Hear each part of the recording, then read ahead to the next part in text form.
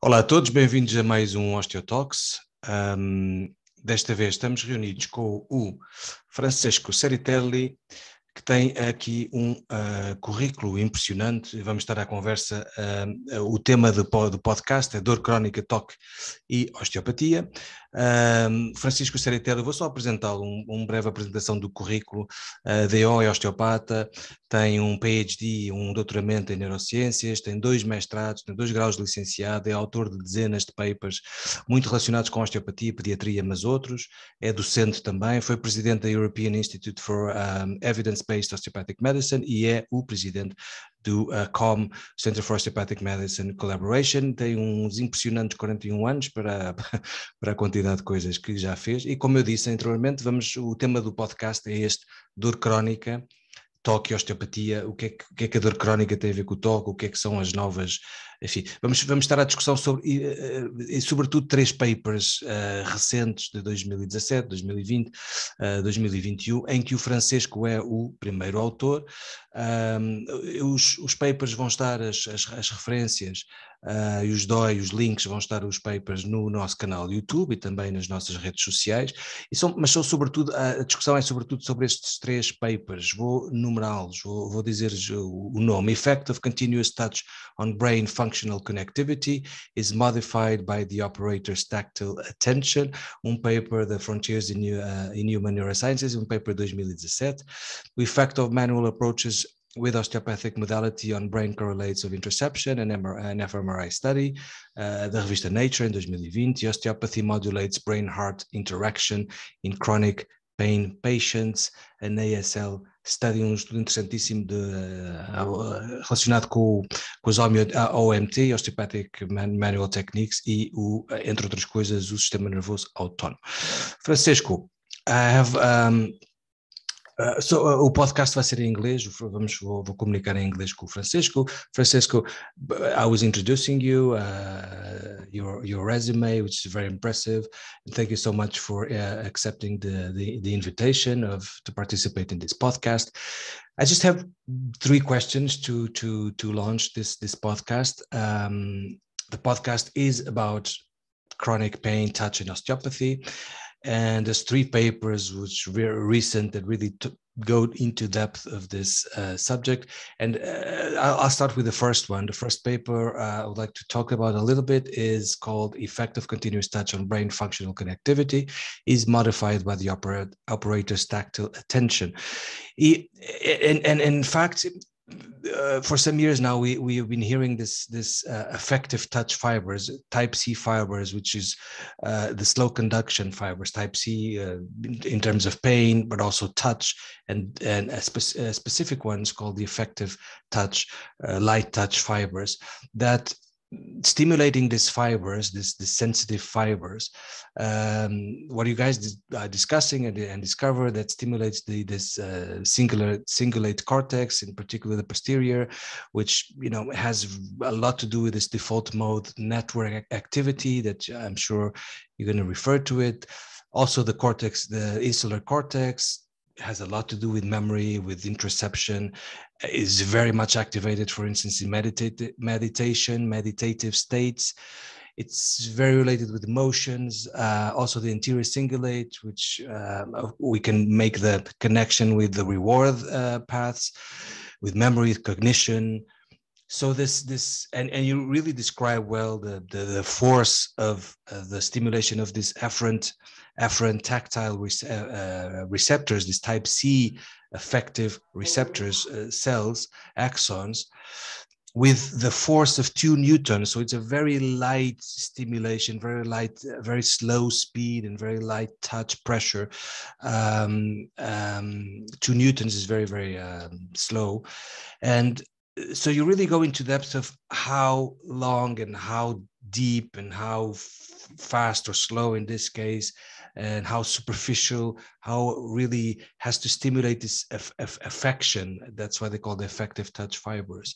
So what are really the question I want to pose, I want to ask is, what are the implications of this discoveries, of this findings, the implications for manual therapies, including osteopathy, and for instance, chronic pain, knowing that chronic pain has, it has implications or affect the activity, also the volume of areas like the posterior cingulate cortex, the insula, the anterior cingulate cortex. The chronic pain really affects these areas and also many areas.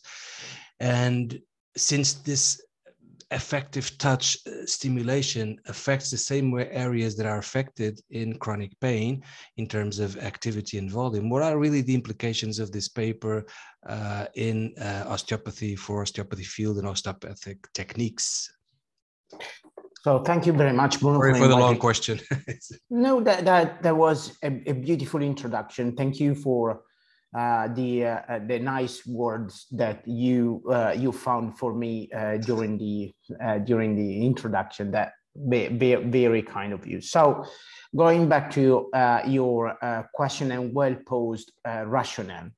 So we start back in the days with analyzing the role of the CT fibers, so the mechanotransductive fibers, that actually were discovered as you know, early, back in the 70s, and then around the 2000, actually we were rediscovered by a bunch of guys, in particular from Northern Europe, so UK and Sweden, and actually they nicely work together in order to understand how the ability of perceiving the affection and emotion through touch might be possible. That's why, because actually back in the days, the only element that were interested in terms of touch was proprioception. So the way in which we discovered the word through touch, and was one of the main elements that was studied. Now, but then the affective touch came along, thanks to Francis McGlone, Olauson, and other guys, neuroscientist guys, that actually discovered the fact that when we stroke at a given rhythm, this stroking is also associated with psychometric measures, in particular unpleasantness. So they start matching these elements, and then they move along looking at the fMRI studies and see which were the brain areas are activated by this type of touch. That actually, to be fully precise, they have a U-shaped, reverse U-shaped response with the highest response firing between 1 and 10 centimeters per second, and are associated mainly with a lot of pleasantness.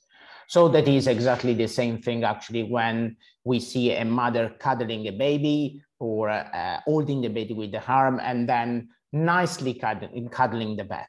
The back is one important element, because actually one of our recent paper in 2017 published with Francis McGlone on neuroscience, behavioral neuroscience review, actually we posed the possibility to have a kind of affective homunculus on the posterior insula that is representing the density of the different C fiber receptors throughout the body. And the majority of those receptors are mainly distributed on the head and on the back, and mainly on those that are referred to as the airy skin area.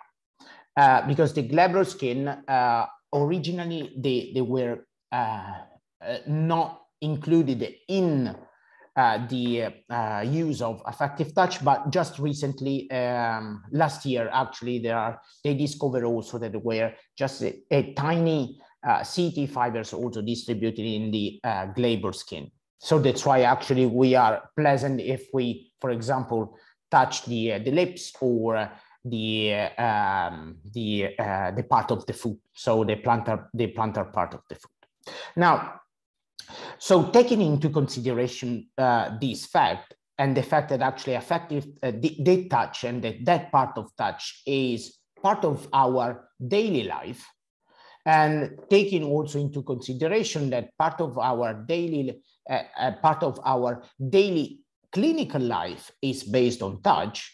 So the rationale was perhaps we might find some similarities between the affective touch and the therapeutic touch. Mm-hmm. So, and what are the differences in that case? The differences are that, as we postulated several times and recently in a paper published on IGEM, just recently on placebo, that actually there might be a part on a general touch and a specific touch, where the general touch is the touch that actually we can use when approaching the patient, when touching the patient, when welcoming the patient, when establishing communication and relationship with the patient, right? That is important in therapeutic alliance, like I think you spoke with George. So that is one approach. The other approach was how all the elements that we know in regards to touch, so the CT fibers, might be also applied into the techniques. So the approach, the osteopathic approach, or in general, manual medicine approach. So in that case, actually, that having that in mind, that was the rationale of touching the base and touching the rationale of the first paper that you mentioned. So the one on operator attention. Yeah. Why? Because actually, what actually we know that is one of the main elements, specific element of the clinical encounter, is that the operator is focused. Yeah. So, and pose specific attention to what he or she does.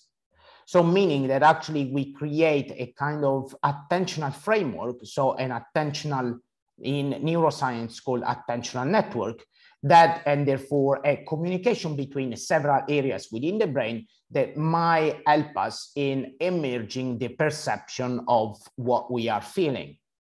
And this is also recently linked, we recently linked with the paper an active inference with that you already talked with George, but back in the days, we were mostly brain-centered. Mm-hmm. Now, and being brain-centered means that actually you think that actually there are areas that are connected to each other with effective connectivity or with functional connectivity that creates, therefore, the boundaries and the edge and the bonds between the different areas in order to create the possibility to feel something. That is the main element of an operator. So an osteopath or a chiropractor, a manual medicine professional. So he or she touches the body, and he starts with something emerging, a feeling that it's part of the feeling of the body of the operator, that is also embraced with the feeling of touching something on the patient. So we are merging two things that apparently are extremely distant each other, because we are merging our internal interoception, so the perception of self and the selfhood and the different levels of selfhood, like Anil Seth brilliantly described in a very recent book, 2021, and with something that is mainly in the body of the patient. So it's someone that is external to us. Now, how we can merge the two things? So the first step that actually we took was just looking at the different possibilities of attentional network of the operator. So the recent environment was like the following I'm describing now. So there was the subject, healthy subject in this case, because actually we started with healthy subjects, and the subject was lying down on the bed inside the functional magnetic resonance, and the operator was at the feet of the inside the chamber, so inside the room, the fMRI room, and touching the feet of the subject. And there, the operator could do two things. The first group was directed his attention to the perception, so to the hands, and perception coming arising from the hands. And the other group, always not from the patient, but from the operator, was diverting the attention towards the hearing. So being distracted in what is called exogenous attention task to something that is external to the body. Indeed, the endogenous attention task is internal to the body. So the operator needs to pay attention to what is feeling from his hands. So, and then we recorded that for 20 minutes.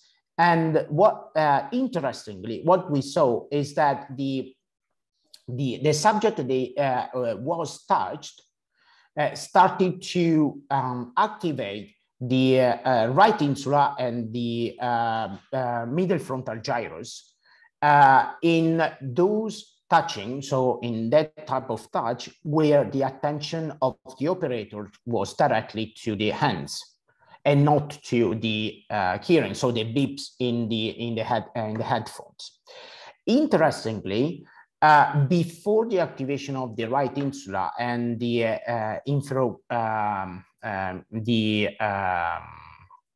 infromedial gyrus, frontal gyrus, there was a pre-activation of the left insula.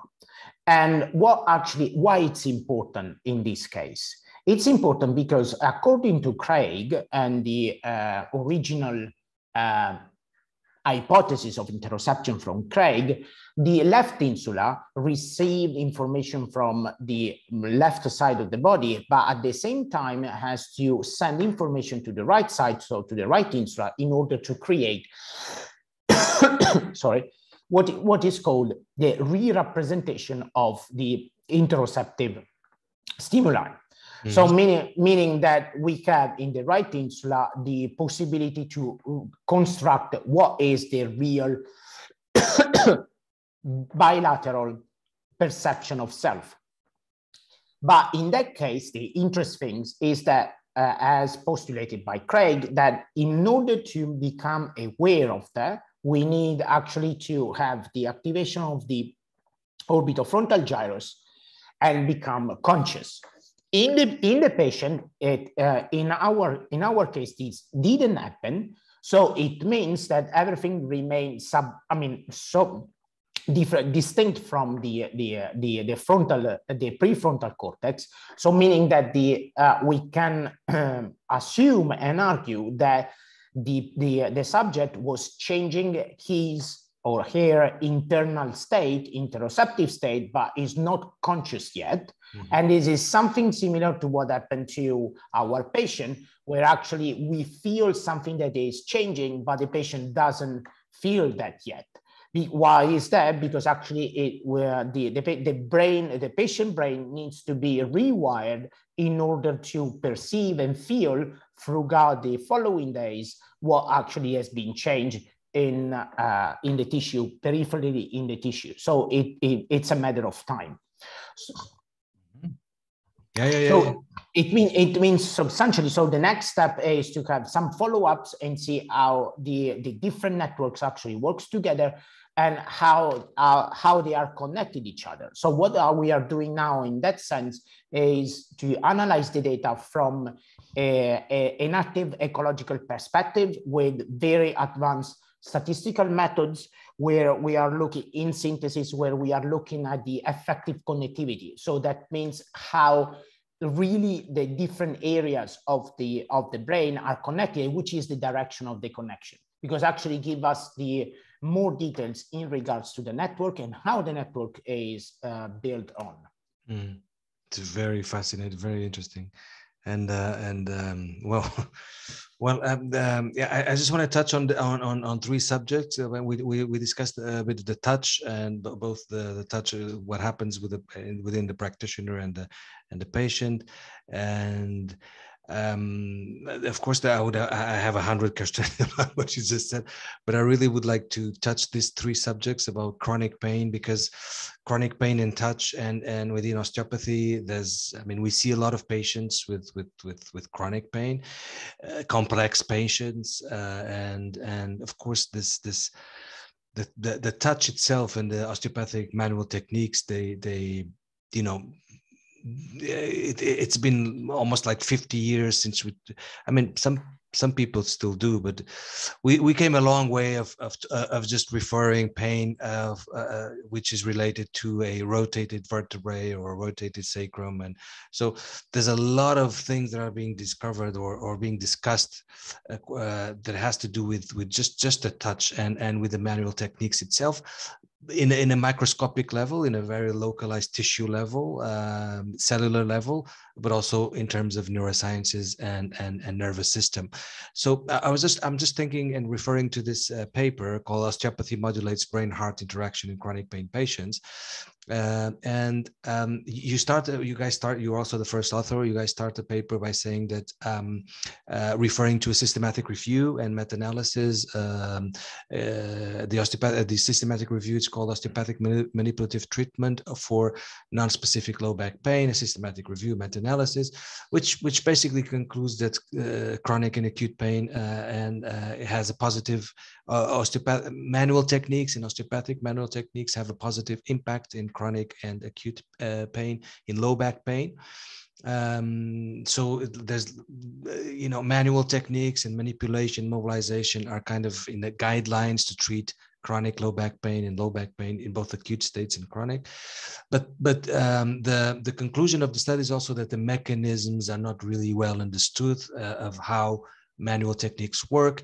And you guys start the paper by even discussing that and then inferring to possible mechanisms that interfere in this aspects. And you go throughout the paper discussing something that I just find amazing, which is possibly osteopathic manual techniques, and of course manual techniques, they interfere possibly with the pain matrix. The pain matrix is a complex of areas that interrelate, interconnect with each other. The pain, for instance, areas like the posterior insula, of course, the cingulate gyrus, anterior, thalamic activity.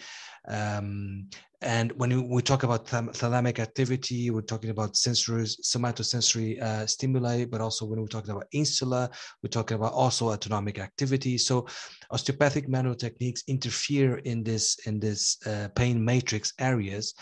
And what you guys discuss and discover in the paper is actually osteopathic manual techniques influence the baseline, decrease or increase the cerebral blood flow, which is amazing, in areas that are sensitive to pain and to pain modulation, areas that are, of course, involved in chronic pain. And this increase or decrease of cerebral blood flow and this stimulation and modulation of pain pathways are affected by both sympathetic activity and parasympathetic activity. The parasympathetic activity has been discussed in a lot of papers in neurology, rheumatology, etc., about this anti-inflammatory pathway of the parasympathetic, mainly the vagus. So, and you guys go into that, and possibly the osteopathic manual techniques interfere with these pathways: sympathetic, parasympathetic, autonomous nervous system, and really interferes and modulates and with the blood flow and also with the pain within the pain matrix, possibly affecting and modulating the areas that are involved in chronic pain. So after this long question again, I was just wondering, what can you say about this? Can you just elaborate a bit more? What can you say about this paper? So the rationale of setting up this paper was in part was what you just said. So we know from the clinical trials that osteopathic treatment is effective in low back pain. So that's why actually we use low back pain patient, and also because actually they were very easy to recruit, because I mean by statistics, the 80% of the population has got low back pain, and 100% experience at least once in life low back pain. So it's quite huge and wide.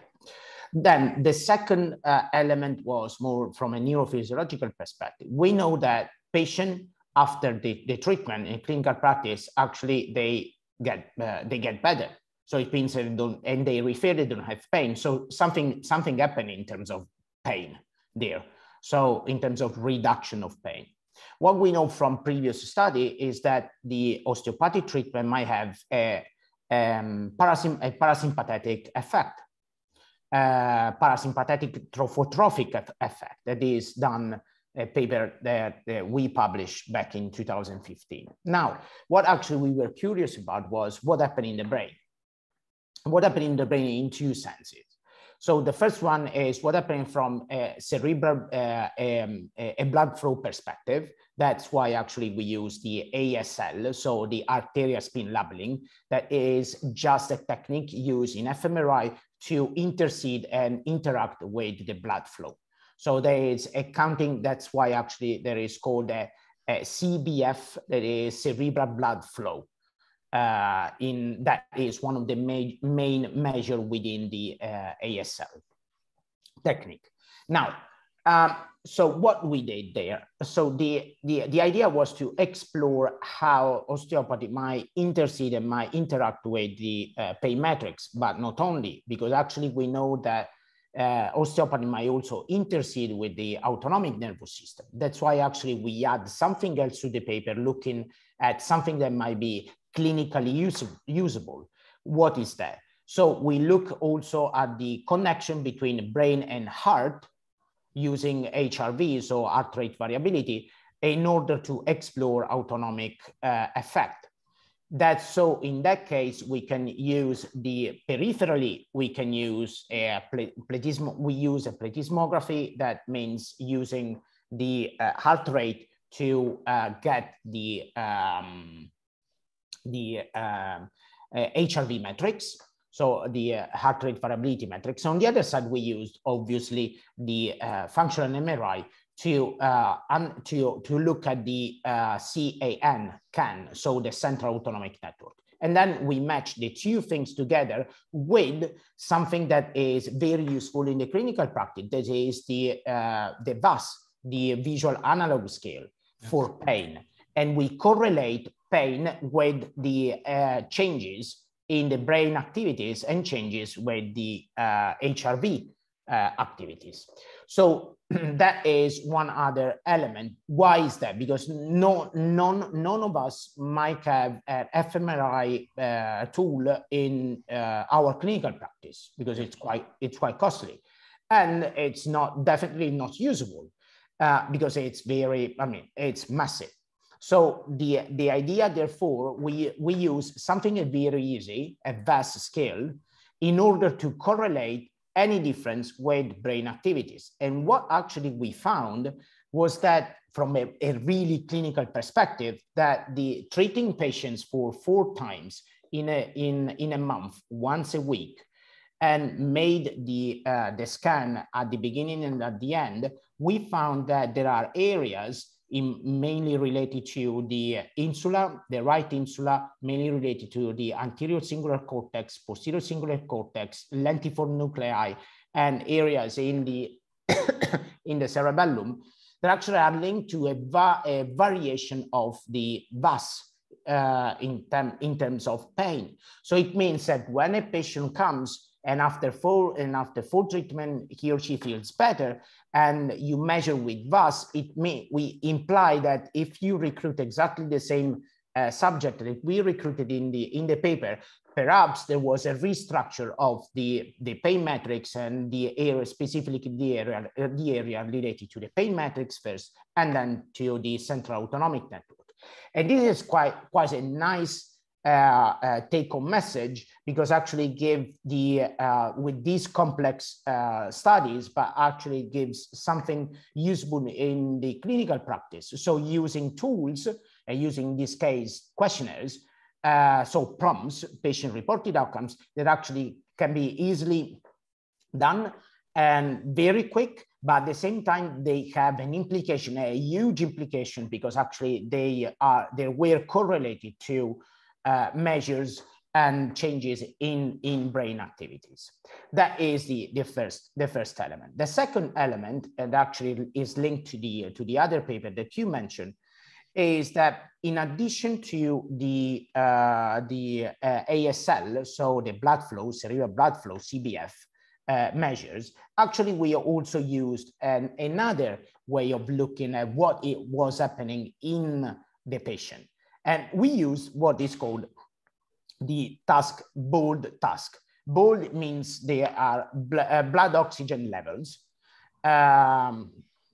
And it's a technique in functional MRI to see how there is an indirect measure of the activity, neurons activity. It's an indirect measure because actually very simplistically, it uses the amount of oxygen, deoxygenized molecules and oxygenized blood. So after a complex calculation, it gives us that some areas in the brain are activated and some areas might be deactivated. So there might be some modification in terms of the specific region activity. And what we do, how we do that? We do that obviously with fMRI, and then we ask to the patient to perform 2 tasks. So the first task was called interoception awareness task, and the second was esteroceptive awareness task. So in the interoceptive awareness task, we ask the patient to count their own heartbeat without touching anything. So having, for example, an exogenous internal focused attention task. So the patient was laying down and thinking about his or her own heartbeat, and then reported on a screen. And then we matched to the real one. And so we see the difference and we see discrepancies between the two. On the second task, actually, we ask to think and count the number of beeps in the headphones. So just to divert the attention towards the external part. And what we saw very nicely is that after a month of treatment, the patient who received osteopathic treatment as compared to the sham treatment for the control group, so they received like a fake treatment, so just a general part of touch, and we go back to what we said earlier, so without the specific elements of touch, after a month, their brain actually works more efficiently in detecting internal state. So they were more precise and so making less error in detecting the number of heartbeats in 15 seconds as compared to obviously the control group, as compared also to the baseline. So the take-home message, what is that after the treatment, we increase, has linked to the previous paper, we increase the ability of the patient to be more sensitive about himself. That's why actually patient during the clinical routine settings, actually they come and they start saying, oh, I feel different, or I feel something else, or you know what, I feel that something happened in my body. I feel the pain differently. Why is that? Because actually we are rewiring the pain matrix through the activities of interoceptive elements, and obviously with the mediation of the autonomic nervous system. In particular, therefore, we are talking about the anterior cingulate cortex, the posterior, the insula, posterior and anterior insula, and some part of the frontal lobe, in particular the inferofrontal gyrus. So those elements are particularly relevant, how we can use those elements into the clinical practice. So usually when we see a patient with chronic pain, and we know that his brain is wired differently, and there are a lot of studies actually showing that, with using a treatment that actually is anti-inflammatory, as was showed, and is also towards the parasympathetic tone, so giving a hyperparasympathetic activity towards a trophotropic element. It means that actually we are reducing the elements in the brain in relation to those the excess activity in that pain matrix, and therefore we give between quotes a brief to the brain in order to reduce the ear activities, clear up the noise, the white noise that is around, being more focused and having more ability to interact with himself or herself, so with the body, and therefore might also be able to interact better with the environment as per George's intervention. So that is, I mean, in synthesis, what actually was behind and the interpretation of the research. Yeah, and it's amazing with 4 sessions, like for once a week, and if we include that to some besides osteopathic treatment, some interception training, like meditation, for instance, yep. or being aware of breathing, and also, you know, stimulating the dopaminergic pathways, like interacting with the outdoors or with another human being, can really change and modulate and really create these changes of that happened, physiological and anatomical changes that happen with chronic pain, and reversing that. And you guys talking about what are the physical and physiological implications that osteopathic treatment might have so clearly. I just find it fascinating, and you know the work that you guys are doing is just amazing. One last question, if I may, just 5 more minutes. I know I'm taking a bit of more of your time, if you can. Sure.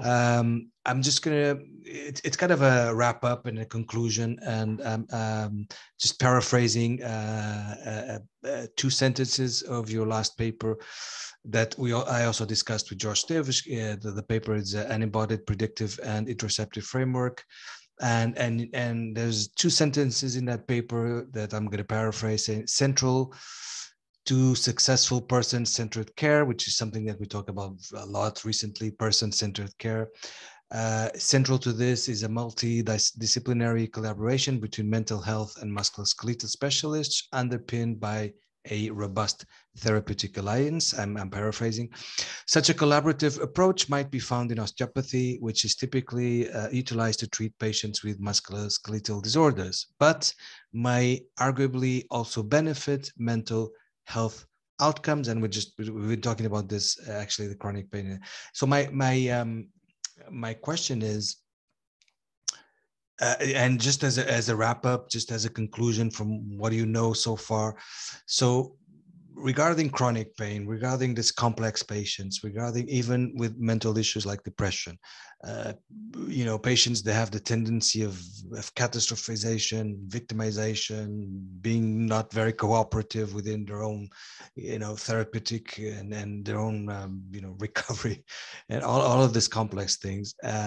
What is, talking about the modern times, what can be, or what is the in a nutshell, the role of osteopathy? I mean, we talked about this so far, but like as a wrap up and as a conclusion, what do you see modern osteopathy being, and how to interfere with these complex patients? Yeah, being part of a multidisciplinary team, where actually we use touch in different ways, and we are aware of touch in a different ways that might be different from other professions, in order to intercede with the different dimensions of the patient itself. So what I see, it's an amazing opportunity for us to just get out from our between quotes ego osteopathic centric way of looking at our clinical practice, and being more aware that the evidence-informed practice is the future so far.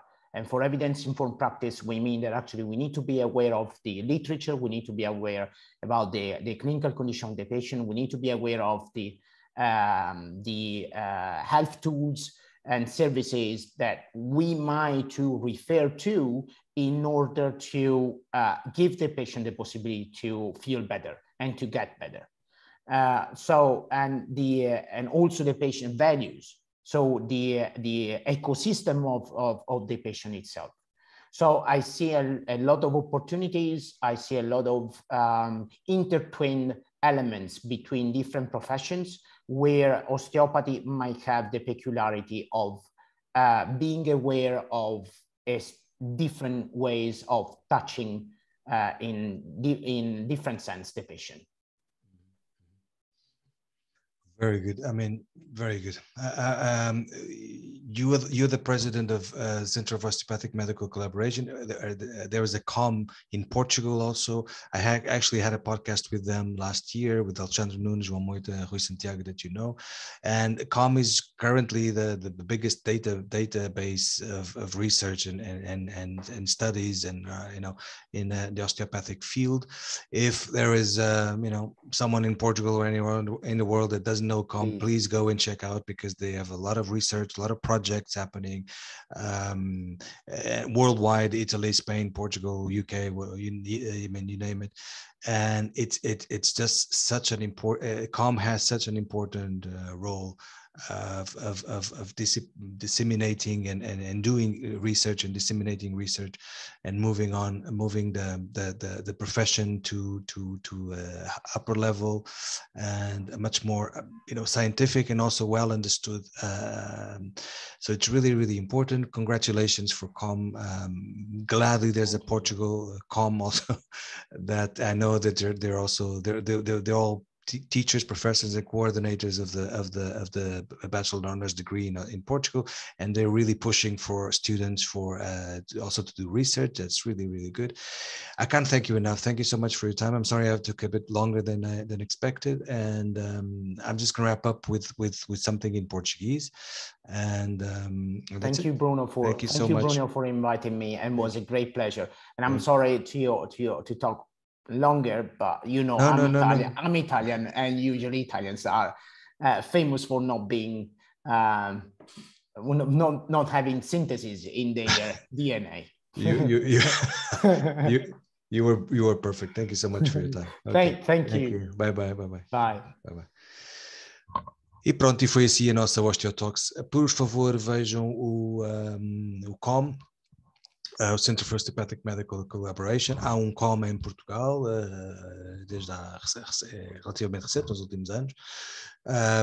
É como eu disse, então, quando estava a falar com o Francesco, é uma base de dados absolutamente maravilhosa, grande, gigante, a maior, provavelmente a maior, digo eu, pelo menos uma das maiores do mundo, de artigos, papers relacionados com a nossa área, com a área da osteopatia.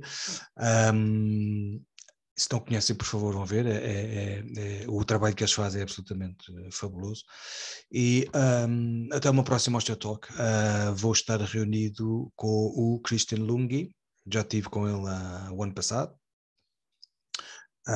onde vamos continuar a falar sobre estes temas. O Christian tem uma abordagem mais, enfim, também filosófica, e vai ser uma discussão muito interessante. O Christian também é um membro do COM, também faz parte deste grupo de autores, e vai ser uma boa Osteotalk, de certeza absoluta. Um abraço e até para a semana.